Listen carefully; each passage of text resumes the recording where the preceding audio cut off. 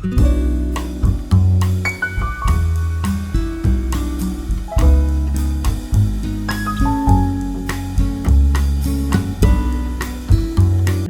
Illinois, on the campus, excuse me, of Worsham College.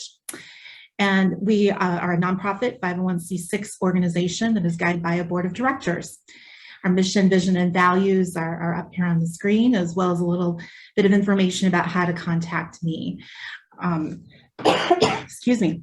I was so pleased to participate in your symposium in July and present. So you know kind of about what our content, but what Cana is all things cremation. That's our vision and kind of our tagline. What we're best known for is resources for crematory owners and operators. That includes our COCP program, or certification, statistics, and of course we keep up on trends, if not influence, laws and regulations. And so our main promise to our members, value proposition to our members is we know cremation can be profitable. We know that education is key, and we know you're concerned about liability with all aspects of your business, but in cremation represents a major concern. So we try to provide resources to help with all of that. So the best thing we're doing right now is always expanding member benefits and resources, but primarily focused on cremation education. One thing the pandemic has taught us is that we still need each other more than ever, but there's just different ways to reach each other, mainly via Zoom. That's how I live my life these days, and through online education.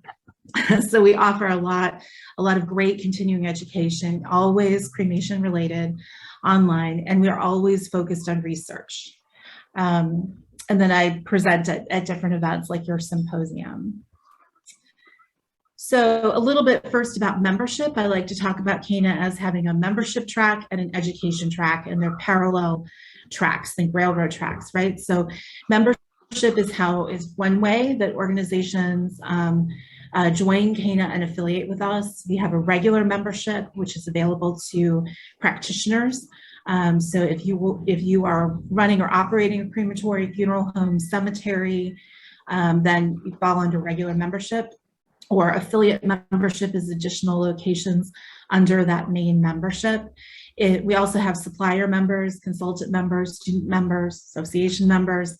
That kind of is under a different category, but I'll focus on this. And these are some of the key benefits that are widely used by our members. So, and then of course there's member pricing on education. So on the education track, the hallmark of that is our crematory operators certification program. I would have joined you last month rather, but I was in Seattle at our annual convention in person. It was amazing. So excellent. I cannot say enough how I look forward to meeting you all in person. True. Because there's nothing like it. No. And we also hold an event in February called the Cremation Symposium. It's always in Las Vegas. And for those of you in cold climates, I'm here on the north side of Chicago. I look forward to Vegas every February. So it's very nice. And so basically what I am offering to you, and I'm going to wrap this up and field your questions, is membership. So if the Commander Initiative becomes the regular member, that we would like for a trial period, see how this relationship works out. We would waive that initial $495 compit for a membership, but then any of the other commanders may join Cana for the affiliate price of $145 per year and receive all the discounts, all the benefits, and there's a longer list, but I just highlighted the main ones on the previous slide. And then even if they don't want to join, because joint membership is, affiliation is a thing, right? Where sometimes people don't want the Cana logo on their website or what have you. If they're not ready to jump into that relationship, we would still extend the member pricing on COCP as well as other education that we offer. But I know the COCP was of great interest to you. So these are also in here. We don't have our dates yet for our convention next year in Atlanta. I'm negotiating that contract right now, but it will be in August. And like I said, We'll be in Las Vegas in February. We are offering in-person trainings as well as ongoing online trainings on demand. And I believe, yeah, the last slide is just how you can follow us on social media. So let me back up. I wanted to leave plenty of time for discussion. So here's the offer, and I can answer any of your questions. Thank you for listening. Thank you very much, Barbara. Thank you very much. You know, we've gone over some of this, myself, you, and Ron. But at this time, because we're recording, some of the members won't be in this session, but they'll still get this information. Does anyone have any questions? The plan going forward is that the Commander Initiative will come in as a member, and all of our funeral homes will get the reduced costs as an affiliate, and the associated discounts and the education and so many other things that are being offered through Mrs. Kemmis's program. We were excited to have the initial conversation, but I guess there still may be a couple of questions, and I'll open the floor now for questions.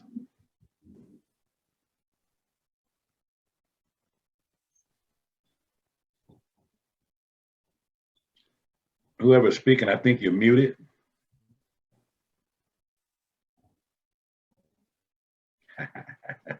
Well, I guess no one was speaking. Barbara, great presentation. You know, this is one that we, many times when we finish this session, we go into a voting period that takes a couple of weeks and all of that, but that won't be the case with this scenario. Green light it. All we're going to do is work out the details. You and I will talk in the next 48 hours. We'll put a little stuff on paper, and then we'll do our announcement, make sure everybody has the availability and the opportunity to take advantage of the tremendous program that you've laid out for us. And I'm guessing there are no questions. So with that being said, Barbara, I'll probably talk to you tomorrow if you're available, maybe around noon. That should be just fine. So I might be walking the dogs. That's okay. Yeah, that's awesome. Yeah. I saw the dogs the last time too, right? Yeah. Oh, yeah. They're at my feet right now. They're lucky you. Lucky you. Thank you for coming on. Thank you for your time. I look forward to definitely. Thank you. Creating this relationship. This is great. Thank you very much. Enjoy the rest of your meeting. All right. Bye-bye. Okay. Bye now. Okay. Bye-bye. Okay. Well, you know, with just us being left here, I actually do feel a strong opportunity that's being opened by CANA for us as an organization. You know, needless to say, we all know cremation is increasing, and for a while, people thought it was just something to try to scare somebody.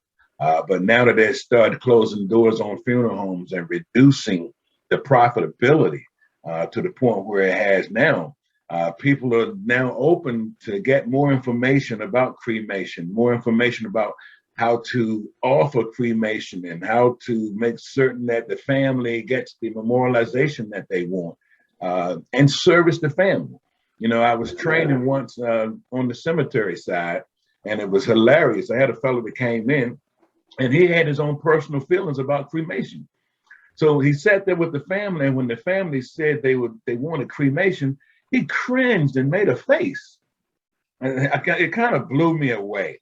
You know, obviously I put him out the room and finished with the family, but it doesn't matter how we feel about cremation. If that's what the family has selected, then we need to be educated on how to drive them to the point where they can be satisfied with what they do in memorializing their loved one.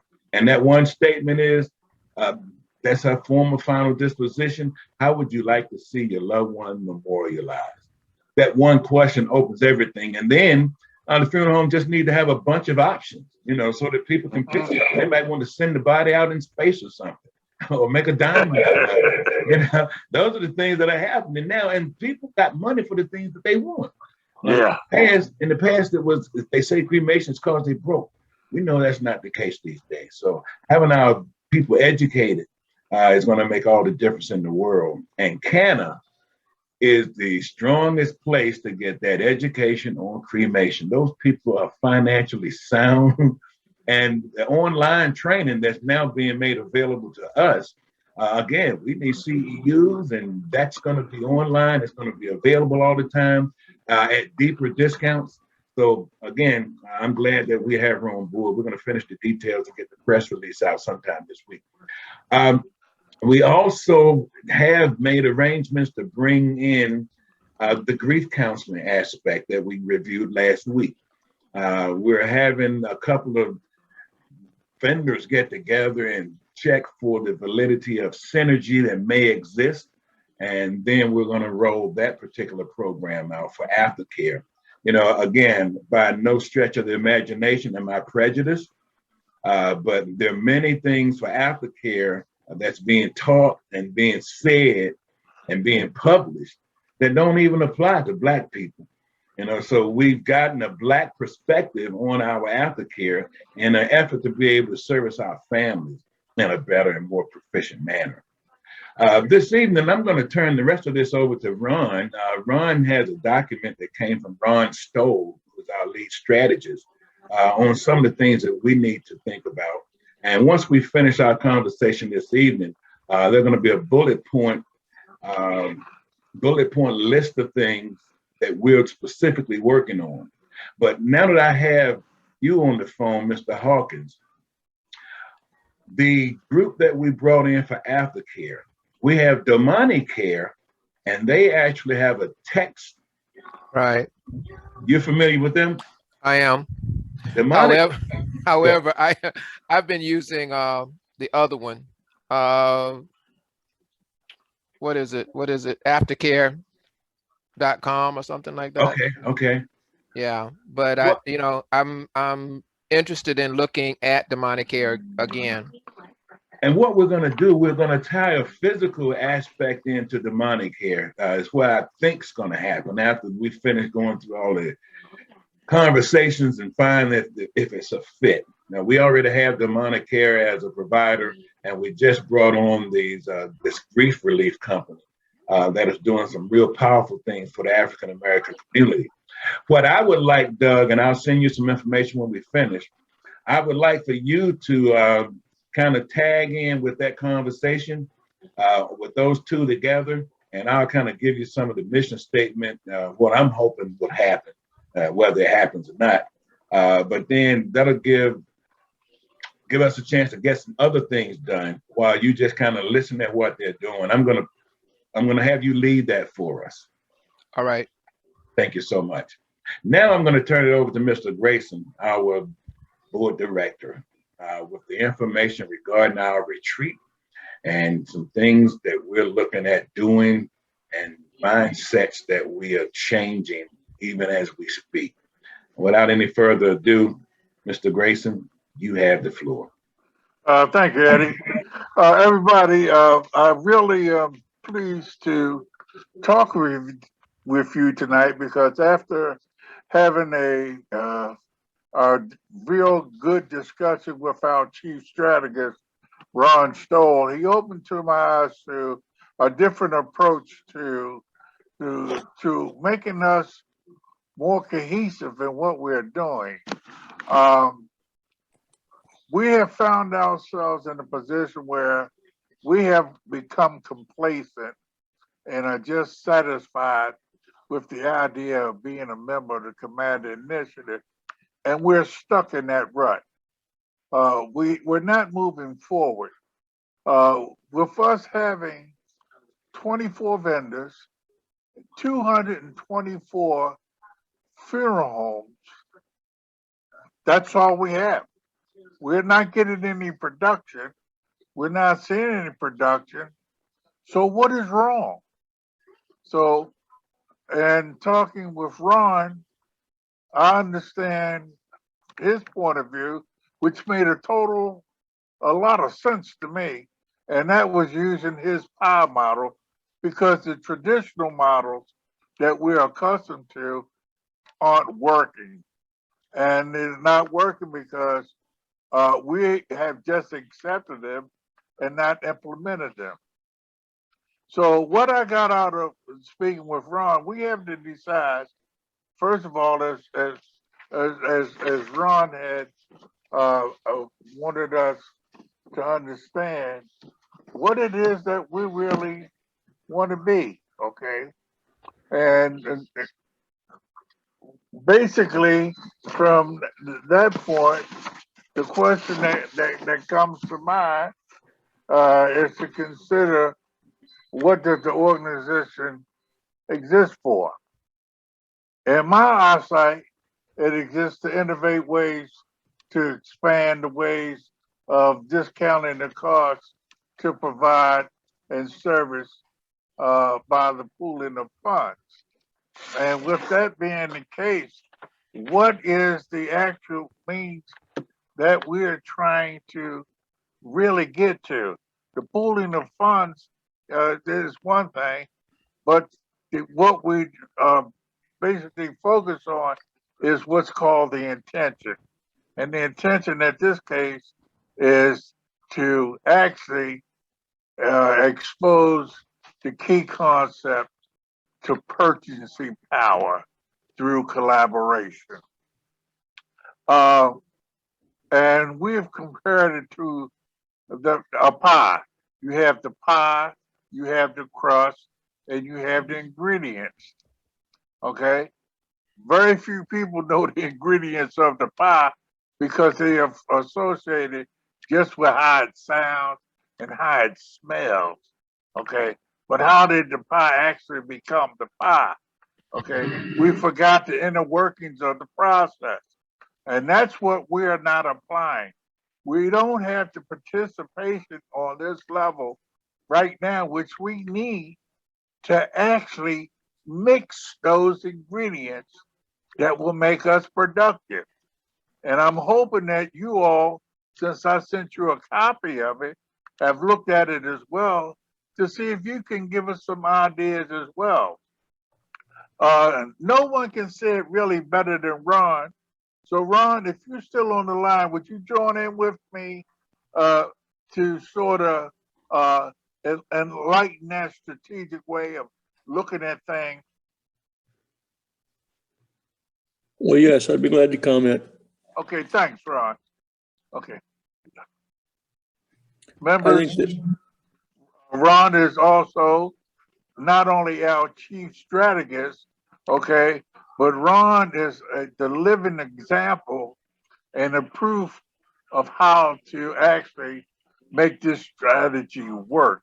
So please pray and give him your attentive ear to process what he's saying. And if you don't understand, please don't feel intimidated by not asking so you can become informed. Okay. All right, Ron, we're ready. Thanks, Ron. I Okay. think it's critically important that we know our purpose. And purpose is much different than mission. Purpose has a much more focused and meaningful sense of direction. When a military is in an action, they have a purpose to be there. And then they run missions to accomplish the purpose. Well, that's why I don't like mission as the way to guide the company. We need to know our general purpose. What would happen if we didn't exist? What is it that we want to leave in our wake? What is our real reason to be here? I heard you say pooling funds, I think is what you said. Yeah. If that's the case, our purpose has to do with strength in numbers to acquire the things necessary to operate within our profession. Exactly. Now, does it go beyond that? Is there any support service? Is there any education? Or are we just focusing on getting favorable pricing on the things that we need to operate our organization? Wow. Yes. The answer is yes. There will be an addition of education. CANA will be helping us to provide some of that education simply because everybody needs CEU credits, and you can go one way or the other. But as an organization, we feel that we do need to offer that education for our members, for our committed members. So our purpose may be to assemble and provide resources for operating within the profession, and resources could include buying equipment, but it could include acquiring education and knowledge. But we're going to focus on the resources. We're going to gather, assemble, and deploy resources to operate firms within the funeral profession. Is that correct? That is correct. That is correct. At the end of the day, we would like to serve somewhat as the Amazon for the funeral industry. Okay. So we're going to focus on resources. And moreover, I think I understand that we're going to focus, and I'm playing devil's advocate here. I know exactly what you want, but I'm trying to draw some comments out. So we're going to focus on assembling and deploying resources for firms to operate in the funeral profession. Moreover, we're going to focus on getting favorable costs and cost containment to make those resources available. Well said. That's correct. That's where the partner-vendor relationship becomes crucial to the equation. Okay.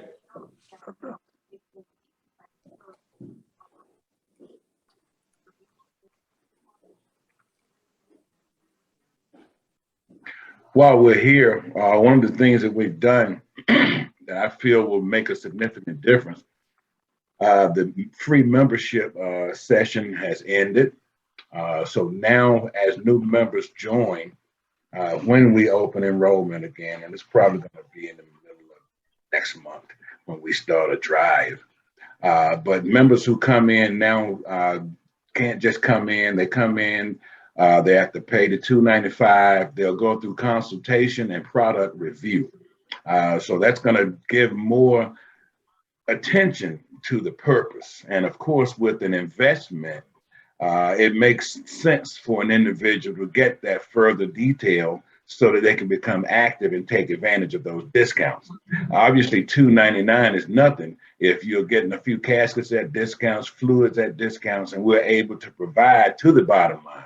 But I will tell you, the past, what it really shows us is that many of our members, they're moving so fast, some so confused, they're missing the benefits of the program because they haven't had a chance to look at it.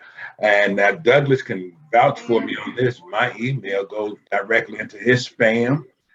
So we went through a session where we were reaching out to the members and having them check their spam and then add me to their contacts so they don't miss the emails that come out. We have a mass email that goes out, and I'll send some personal emails out from time to time. But just FYI for any of us, you should always check your spam. Always check your spam and see if there's anything in there of interest, because I found a lot of things in there that didn't make it to me, but at the same time, they were important. But I will also say, since I said go into your spam and look at everything, I'd also say don't open up no crap that you're not familiar with. because that's where it's going to land, in your spam. They're trying to protect you. So don't go in there, open it. I got a phone call. Here's a message from this. Don't go in there and doing all that stuff. But go in there and look for things that are familiar and then pull them out and dump the rest of it in the trash. But at the same time, now we also put a prerequisite in, because the members that we had in the early days are the reason that we exist. So we made it a charter membership where they're never going to have to pay for anything as far as a membership. But at the same time, as a little provision has changed, there's a requirement to get at least 2 of the products that we offer. And that's the minimum. But we found that if people start to get involved, they realize that it's something that's worth being involved in, and they start to look and dig a little deeper for additional savings. You know, fortunately, this industry is set up so we don't really have to be super duper business people. In the past, going forward, it's going to make sense to be a good business person. But in the past, so much money rolling, it didn't make a difference. I know one of my buddies, he have about 3 or 4 services, and he go to the beach. Come back in 2 or 3 weeks. He got people working at the park, working in the funeral home and everything. But a lot of those days are going to be gone for some of the marginal funeral homes. It's going to be required that you become an astute business person to keep those doors open and to make a profit. Yes. We're continually bringing in vendors, continually interviewing and trying to find out how can we get everything that's offered, everything that's needed to run our businesses. How can we get a vendor for all of it? Now, not only are we in the process of purifying our membership, but we're also purifying our vendors. Some of the vendors that we have laid dormant and not really did their part, which is what we agreed on. So as we review vendors, we are up to being able to switch some of these guys out now as well. But we need to do this based on good information. So we're going to be polling our members with regard to who they're using and why they're using alternative companies. Like Douglas said, he's using another company. Well, we need to find out what that is. I mean, What's the benefit? Right. We need to find out. And if they are superior in their offering, we only have one company right now, 2, that has an exclusive, and that's Cosign Coach and C&J Financial. Nobody else has an exclusive. Everybody else is still in a trial phase. So that gives us a position now to be able to grow with strength. But at the same time, we had to change some things internally. I mean, all this here and there and everywhere and nothing happened. It's like, okay, let's go to the beach. Let's go retire for real. You know, let's get a summer home somewhere, get on a boat. It kind of, I'll be honest with you, for a while, it's like I'm too tired. I'm too old for all this nonsense.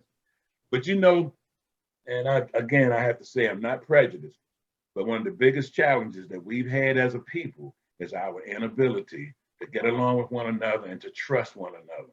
That's it. We now have a few committed members who have taken a look at what has transpired in the last 4 or 5 years, and all of a sudden they feel the need for us to pull ourselves together. They feel the need because it's like things are slipping.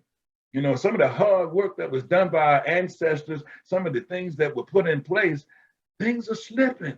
You can't take things for granted. You know, we thought that we were almost going to start to get reparations. It looked like you're going to be sent back to Africa. So, Eddie. Yes. Yes. So, in other words, I have a better insight of what's basically going on. Education, resource, and service. So, when I speak to the clients, I have a better insight of where we are going so that we can better help them. Well, and then, so as you're saying, they won't be in dark ages, but they, right now in the present time, if they come up on a board in another 2 to 3 years, they will have a more insight of what the business is all about. Well said. Well said, Douglas. And they'll be exposed to a deeper and more discounts being made available, because after we ramp up, we'll probably bring another 7 to 10 vendors in of some products or some services. And we're more experienced now than we were when we started. We're not as needy now as we were when we first started. So we should have the ability to move with some authority. You know, we found our place. We found our place in the market. We did the symposium.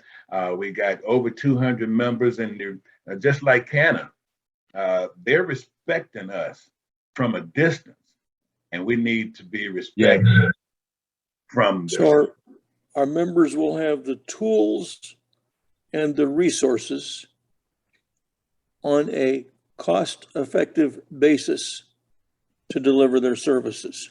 Well said. Well said. You know, when you mentioned that pie, the purpose, the intent, and the ethics, you know, I think you bring out some very good points, Ron. I'm going to let you go on and pick up there. Okay. If our purpose is to assemble and deliver the tools and resources to deliver our services on a cost-effective basis, we then could say our vision is to have 1,000 funeral homes enrolled in the Commander Initiative in 12 months. And who wouldn't like to have that happen? That's marvelous. That's a great number. And we would leave this discussion tonight and say, good for us. But what makes that happen?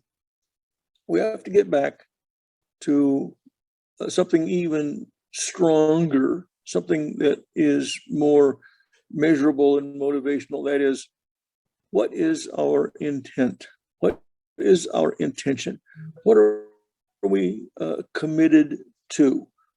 Once we know that, we can assemble our marching orders, we can assemble our plan to make it happen. So what is it that we intend to do? It's a good question. Now, the initial thought, and probably we're going to stay on that path, the Commander Initiative was not organized to bring a profit. But what we hope to do is be able to afford ourselves as a business, as an entity. And our purpose is to bring those discounts and those values to the funeral home on every product and service that they offer or that's required to do business. And the goal is to plant that in for future generations. Long after we're all gone, we want those discounts to continue to decrease because of volume as opposed to increasing, which is traditionally what happens in America. So we hope to, through these numbers, drive the prices down and make schedules for continued reduced prices based on continued growth, which means, again, long after we're gone, our documents and paperwork say my successor can't come in and throw some fire in and change anything that we've done, and successors for the vendors that we select will not be able to come in and change things, because things will change. But on the priority list will be something other than the Commander Initiative, because in reality, we're supposed to be able to bring cash to the bottom line for these vendors. At the end of the day, when we talk about collective spending, that's why we had to reorganize and change things. We're supposed to be bringing exponential income into the vendors. It's supposed to make sense that they give us a discount. Now, if we're reducing, that doesn't really make sense. So our intent is to deliver cost containment on an ongoing basis for the resources necessary to operate our profession. Creating a legacy. You're on mute, Ron. I am? No, Ron. Mr. Grayson. Okay, Ron, the way you just explained that is ideal and perfect. It well addresses the imprinted idea that we each should have in our mind at this time. And then if we add the other fundamental procedures and steps to make it happen, okay, we can't fail. Okay, we can't fail, especially when we go further into your program and everyone understands, appreciates, and implements the participation, the timelines, deliverables, being on schedule to make this work. It can't be done one time today, no time till next week, and not until the following month where we meet up again. We have to show that consistency to approach and attack, okay, the situation at hand. Consistency Yes, probably takes us into the ethic discussion where we're Yes. going to look for commitment, we're going to look for consistency, we're going to look for doing what we say. exactly. And if those are the principles that guide what we do, the next step is going to be action planning and measurable goals. Yes. Well said. Well said. Okay. Doug and Doug, please feel free to tune in if you have an idea that's shooting past your mental processes right now, and we can take that floating idea and just maybe apply to see if we can fit it as a part of the equation. Okay, Well, we need everybody in on this, not Well, just the same people trying to beat the same bush.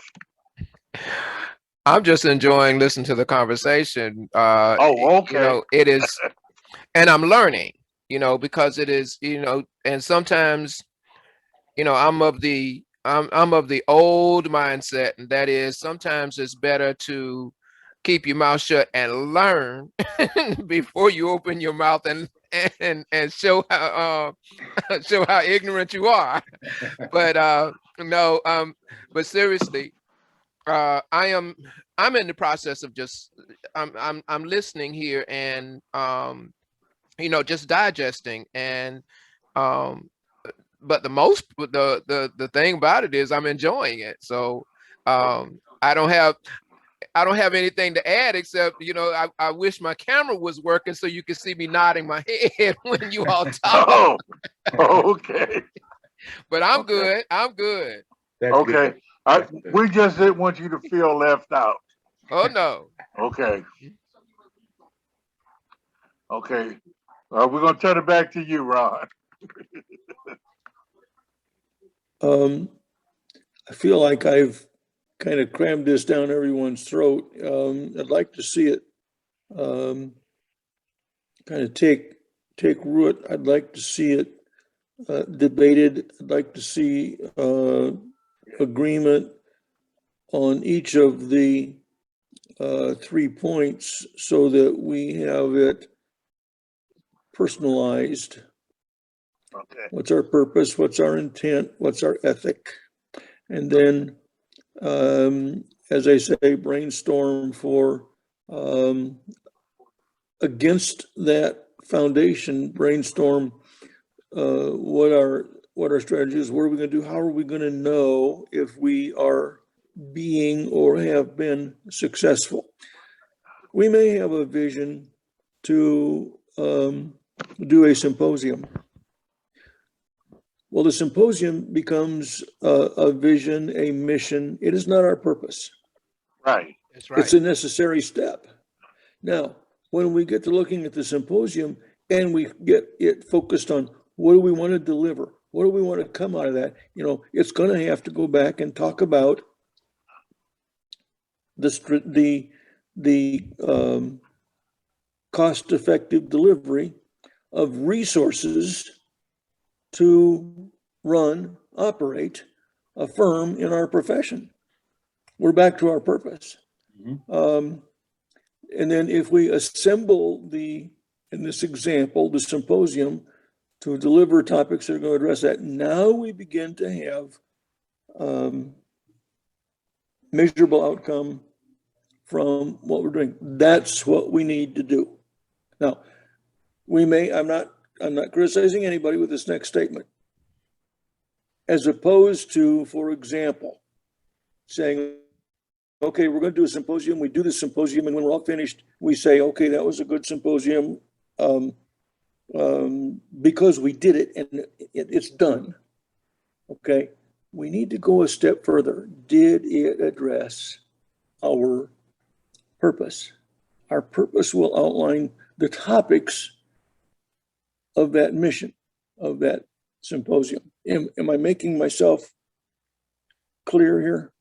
Yeah, to me, totally. Yes. Eddie and I sort of So we had need this to- conversation right after the symposium took place. And we had to put our emotions on the side because we didn't achieve the outcome and result that we wanted, but we got out of it what we put into it.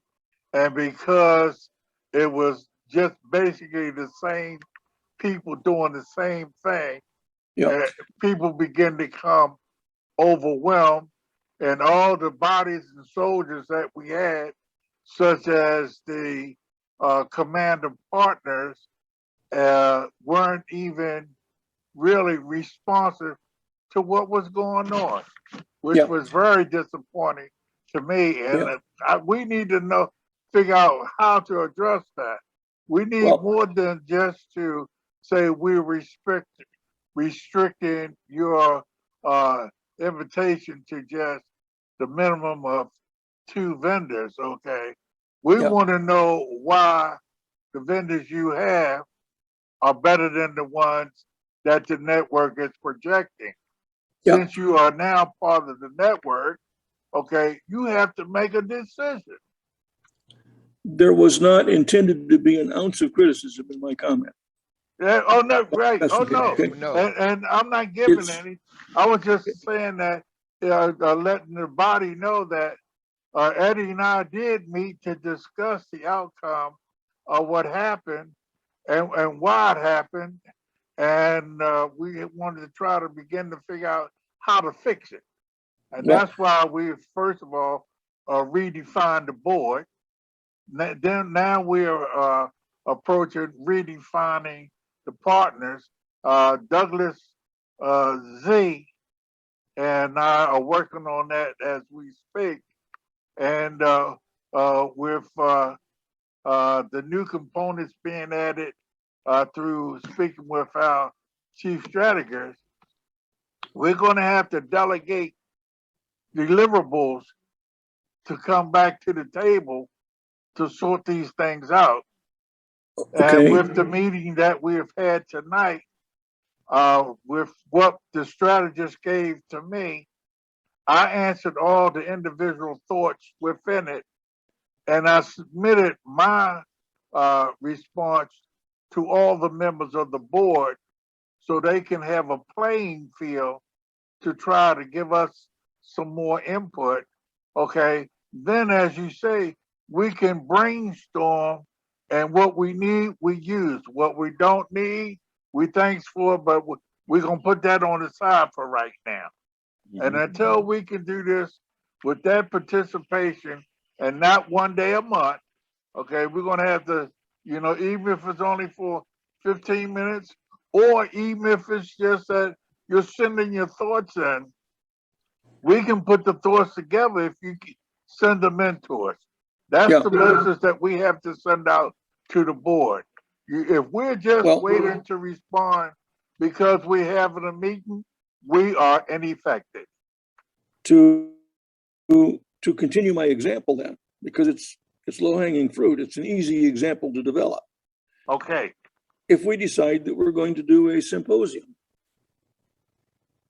we would want to focus on resources, costs, and cost containment, wouldn't we? Mm-hmm. And that's what we would assign the speakers to address.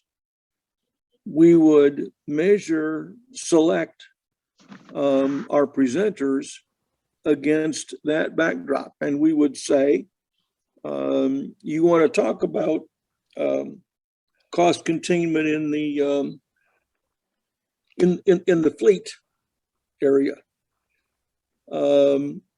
So we would be looking for information that would help us know how effective we are in our organization. We would be looking for information that would tell us alternatives to cost containment. We would be looking for those kinds of thoughts in every topic that we tackled.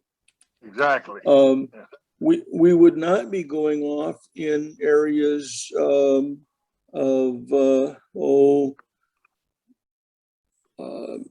maybe we would discourage going off in areas of trends.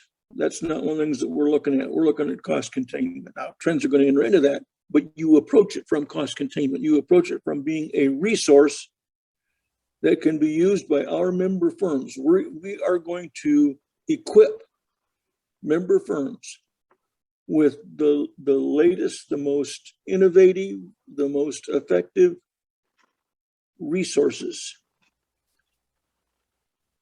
that help them operate and help them contain cost. Now, I'm of the opinion, here we go again, not just with my pie chart, but one of my other opinions is, it's much easier to double sales than it is to cut costs in half. It's much easier to double sales than it is to cut costs in half. So one of the things that we might be focusing on here with cost containment is, how does cost containment help us grow and expand? Because that's what we all want to do, isn't it? Yes, it is. So one of the platforms in the symposium is going to be how this contributes to the ongoing growth of our organizations individually and corporately. I'm of the firm opinion that our profession has screwed up terribly.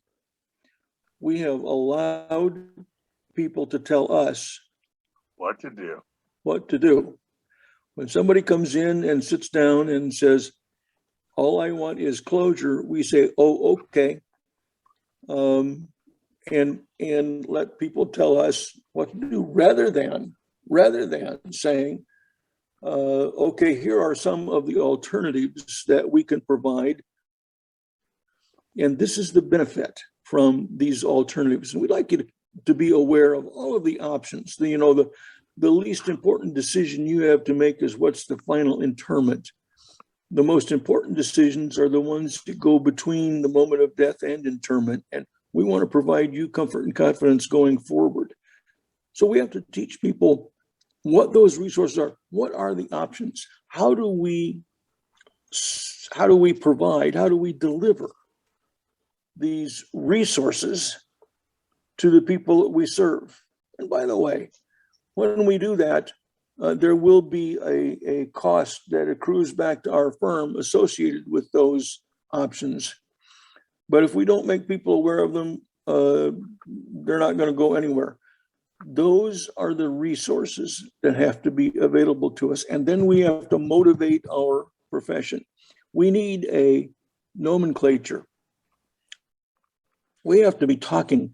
People have to be playing ball on our field. People have to be aware of what we deliver and using our words to talk about it, because that's when they have to come back and rely on us. So, if we let them come in and say, all I want is closure, and we say, oh, okay, I understand. We're playing on their field, folks. Those are the resources. And so maybe part of our purpose is going to be, and I hope it is going to be positioning the profession to manage its future, to positioning the profession to the terminology that I'm using for my company right now is I am innovating traditions. I want to innovate traditions. Maybe that's what we're trying to do. I can actually envision that. I can actually see that. Okay, and I think that we may have fallen a little short of projecting that. Okay, but I do sense that we all feel that, but maybe have fallen short in how to express it. Well, you know, one thing I've always believed in strongly is labor is worthy of their hire. Again, when we started the initiative, it wasn't about making a profit. It was just about establishing the legacy. And I can say fervently, we have learned a lot along the way. Yes, we have. As well as that, there's a lot more that we have to learn. Our time has expired for this evening. I know Ron has taken copious notes, and I need to access those because some of the terminology that we've used this evening, I'm going to apply it to our website. Okay. A lot of this just makes a lot of sense. And we're going to, somewhere in the next couple of weeks, we're going to put some identifiable goals in place, and then we're going to take off striving to reach those goals based on pie. We may not have everything in it. We're going to ship this video out to the other board members, and we're going to call for swift responses so that we can get this new part, this new foundation set so that we can begin our open enrollment. You know, they say when the teacher appears, the student will come, or when the student is there, the teacher will appear one way or the other. I still trust and believe that God's going to do everything for this initiative because it is greatly needed. There won't be any scenario where when something finally happens, somebody's going to be able to go crazy over it because the documentation for our initiative is sound and it's going to go for years and years to come. We just want to be able to afford ourselves. Now, in part of what we were doing also with the reconstruction, Ron is now reaching out to all the vendors. You know, with all that I was doing, and again, it was like, okay, well, I'm not trying to get rich anyway. Probably 80% of our vendors didn't even send the report, nor have they sent their royalties. But Mr. Grayson is reaching out with all of them now, pulling in resources so that we can afford ourselves. And going forward, it won't be a question or if it's going to be in there or not, because we're drawing the lines in the sand. What is a vendor? What we're going to talk about later on. What is a vendor? And if you don't fit the criteria for a vendor, your name's coming off the website and we're going to just start changing things around. But we do have some solid vendors and we're talking to some solid vendors right now. We're going to have to get that. Hello? What? I didn't take what? Oh, well. Is that Andrea?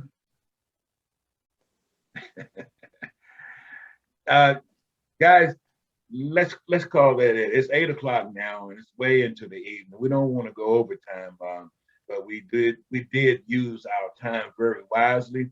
Let me thank you, Ron. Stoll, the information that you have shared is that you can't put a price on it. As a part of our reconstruction and moving forward, I applaud your ability to apply some general principles, get them on paper so that we can start refocusing our thought. We don't want to just take off running. We want to refocus and take off walking and getting it done. And then analyzing our success and the progress that we're making. That way we know if it's time to change directions. throw the baby out with the bathwater or what, because it is what it is. But we're going to continue to strive, doing things that make sense.